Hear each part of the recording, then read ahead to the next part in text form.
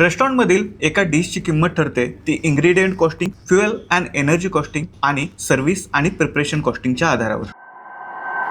नमस्कार, मी राहुल मुळी, तुमचा हक्काचा हॉटेल कन्सल्टंट। तुम्हाला वाटत असेल की हे फक्त इन्ग्रेडियंट बद्दल आहे, पण नाही। चला फूड कॉस्टिंगचे या कॉम्प्लेक्सिटीचे पॅरामीटर्स बघूयात। सर्वात महत्त्वाची गोष्ट आहे इन्ग्रेडियंट कॉस्टिंग, म्हणजेच तुम्ही तुमची डिश प्रिपेअर करताना किती रुपयाचे इन्ग्रेडियंट्स वापरलेले आहेत त्याचं कॉस्टिंग। फॉर एक्झाम्पल, तुम्ही जर पनीर बटर मसाला बनवत असाल तर त्यासाठी वापरलेले इन्ग्रेडियंट्स म्हणजे पनीर, बटर, मसाला, कांदा आणि इतर सर्व गोष्टींचा खर्च यामध्ये कन्सिडर केला जातो। फ्युएल आणि एनर्जी कॉस्टिंग, फक्त इन्ग्रेडियंट वापरून कोणतीही डिश तयार होत नाही, त्यासाठी गॅस, इलेक्ट्रिसिटी या गोष्टींची गरज असते। फ्युएल अँड एनर्जी कॉस्टिंग मध्ये या गोष्टींचं कॉस्टिंग कन्सिडर केलं जातं। फूड प्रिपेअर करण्यापासून ते गरम ठेवण्यापर्यंत सर्व गोष्टींचा विचार यामध्ये केला असतो। प्रिपरेशन अँड सर्व्हिस कॉस्टिंग, तिसरी आणि महत्त्वाची गोष्ट म्हणजे प्रिपेअर झालेलं फूड तुमच्या टेबल पर्यंत आणण्यासाठी होणारा खर्च। फॉर एक्झाम्पल, शेफचा पगार, वेटरचा पगार, तुमचं रेस्टॉरंट क्लीन ठेवण्यासाठी, हायजेनिक ठेवण्यासाठी केलेला खर्च, त्याचबरोबर क्रॉकरी आणि कटलरी साफ ठेवण्यासाठी तुम्ही केलेला खर्च, या सगळ्याच कॉस्टिंगचा विचार करून डिशची फायनल कॉस्ट ठरवली जाते। म्हणजेच एखाद्या डिशच्या कॉस्टिंग मध्ये फक्त इन्ग्रेडियंट्सचीच नाही तर इतर अनेक गोष्टींची कॉस्टिंग लपलेली असते। हॉटेलशी संबंधित अशा माहितीपूर्ण व्हिडिओसाठी माझ्या हॉटेल हसल या पेजला फॉलो करा।